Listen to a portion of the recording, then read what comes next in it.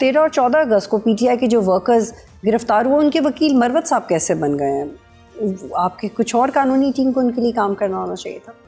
میرے خیال میں اگر مروت صاحب نے ان کے وکیل بنے ہیں تو ذاتی کیپیسٹی میں بنے ہوں گے. مجھے اس کا اس بارے میں سچی سی بات ہے کوئی انفارمیشن نہیں ہے کہ پوری پارٹی نے کہا ہے وہ وکیل بنے یا کیسے بنے. اگر وکیل وہ بطور پروفیشنل تو لائر ہیں, اگر وہ اپنی جو ہے خدمات کسی کو پیش کرنا چاہتے ہیں تو میرے خیال میں یہ پازیٹیو پہلو ہے, کوئی نیگیٹو پہلو تو نہیں ہے. اچھا, زرتاج گل صاحب جب صاحبہ گئی ہیں لاہور ہائی کورٹ, انہوں نے اپیل دائر کی اور عدالت کی طرف سے واضح یہ کہا گیا کہ آپ سرنڈر کریں تو آپ کے پروسیس آگے بڑھ سکتا ہے, تو پھر سرنڈر کے لیے کنونس کیوں نہیں ہو رہے؟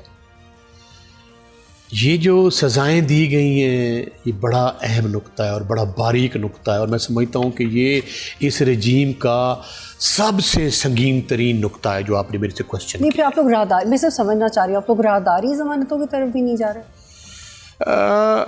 یہ جو سزائیں دی گئی ہیں یہ سمجھتا ہوں اللیجیٹیمیٹ ہیں, غیر قانونی ہے. اس میں سمجھتا ہوں کہ اخلاقیات اور رول آف لا کو یا کانسٹیٹیوشن کو اپلائی نہیں کیا گیا. یہ کہیں سے لکھی لکھائی ہیں, انہوں نے امپلیمنٹیشن کر دیا ہے. میں زرتاج گل کو تقریباً کو میرے ساتھ پچھلے دور میں پارلیمنٹیرین تھی, انتہائی نفیس, بڑی باوقار اور ایک ایسی بیٹی ہے جس نے بڑے بڑے سرداروں کو شکست فائی دے کے اسمبلی کی ممبر بنے. لیکن سنال صاحب آپ نے کیسز تو لڑنے ہیں نا, کیسز لڑنے کے لیے آپ کو فیلڈ میں ہونا چاہیے, اس کے لیے آپ کو اس میں ہماری جو اسٹریٹجی ہے, جو لیگل ٹیم ہے, اس کا بہتر جواب تو وہ دے سکتی ہے کہ وہ سرنڈر کریں گے, وہ اپیل میں کیسے جائیں گے, اس میں کیا قانونی جو نکات ہیں وہ کیسے ان کو وہ انٹرپریٹ کریں گے. بہتر جواب تو ہماری قانون ٹیم دے سکتی ہے جن کے ساتھ وہ جو ہیں وہ انگیجڈ ہیں. لیکن ہم یہ کہنا چاہتے ہیں کہ یہ ہم اس کی مذمت کرتے ہیں کہ آپ جمہوریت کا رستہ بند کر رہے ہیں.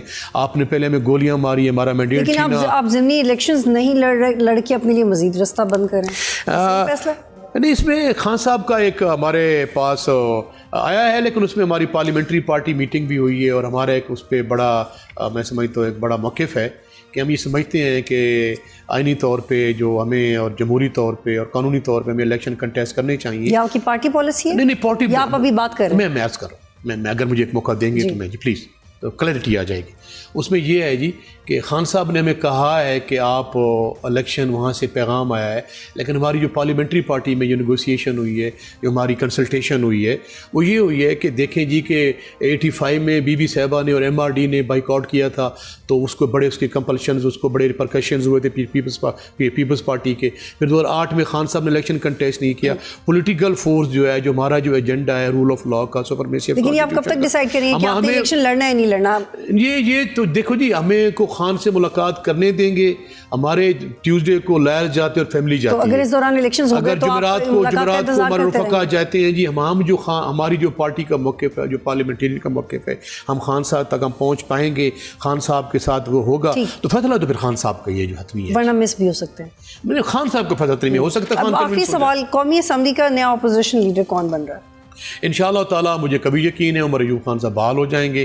عمر ایوب خان کی سلاٹرنگ کی گئی ہے پولیٹیکلی, اور ان کی بڑی خدمات ہیں پاکستان کے لیے. بحال تو تب ہوں گے نا جب سرنڈر کریں گے. نہیں دیکھیں انہوں نے میرے خیال میں ہائی کورٹ نے اس کے بارے میں اسٹے دے دیا ہے اور جو لیڈر دی اپوزیشن کے بارے میں دے دیا ہے. مجھے کبھی یقین ہے کیونکہ یہ فیصلے سنائیں گے, یہ آئین کے مطابق نہیں سنائیں گے, قانون کے مطابق نہیں سنائیں گے. مجھے کبھی یقین ہے کہ عدلیہ نے اگر اپنا امپارشل اور نیوٹرل مائنڈ اپلائی کیا تو انشاءاللہ یہ بری ہو جائے. بہت شکریہ.